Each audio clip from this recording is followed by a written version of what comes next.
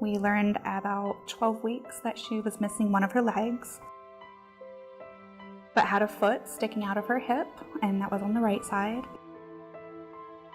And we thought, okay, we can deal with that and we'll get through this. And a little bit later, we found out that there were some brain abnormalities. She had hydrocephalus, which meant the ventricles in her brain were getting way too big. And as we progressed through the pregnancy, we found out she's also missing the corpus callosum in her brain and also the septum in her brain. And we didn't know at that point what we would have when she would be born. We didn't know if she could have fetal demise beforehand or if we would make it to birth. At 36 weeks, we had to deliver immediately here at the hospital. Upon being born, we found out there was even more problems wrong. She was actually born without an anal opening. So on day 2 of her life, she had to be rushed into surgery to create a colostomy to get out what was already in her belly, and that we could eventually start feeding her. With her brain, we weren't sure day to day if she would need surgery immediately or if we could wait it out. It's really hard. I had a cesarean section, which means that I'm supposed to rest, I'm supposed to eat well, I'm supposed to not be stressed. And none of that happens. You want to be there at the bedside 24/7. You want to meet all of the specialists. You want to meet all the doctors. You want to know every test they go through. You want answers immediately. Luckily, I was able to stay up here with my youngest daughter because of the Ronald McDonald house, and I could be close and go over to her at any point during the day or night, which was really important to us.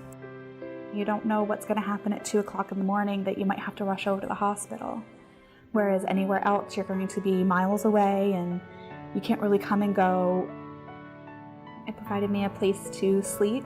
It provided food to eat.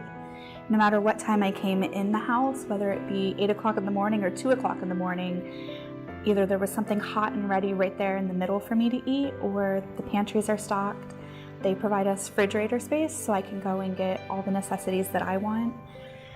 It has all the comforts of home. They had students from one of the universities, a sorority, come and make a meal. And it was the day that I had such a bad day.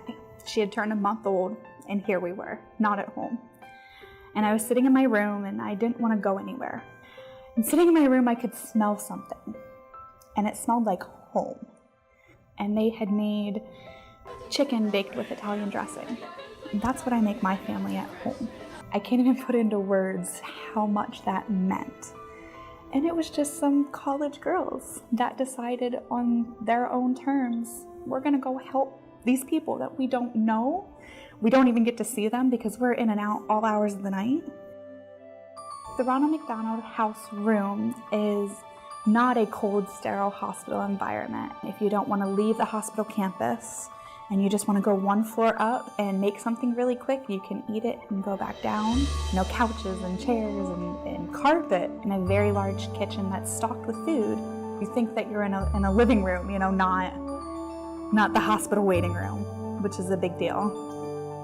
Unless you've been through this life, you don't understand. But when it happens to you, when you have somebody that is your whole world, this is just the biggest resource. If I didn't have the Ronald McDonald House here for me, I don't know what I would have done. And I was prepared to stay in my car. And on the nights that it was 5 degrees outside and snowing, that definitely would not be good for a new mom who just had a C-section, but I was prepared to do that, to stay close. And the staff here is amazing and extremely caring. It's nice to have somebody to walk in and say, you look like you had a good day, or how was your day, or do you need to talk about anything? I'm here. It's just so important to have other people that are adults, that aren't nurses and doctors, and that just care. They made a horrible, scary situation bearable.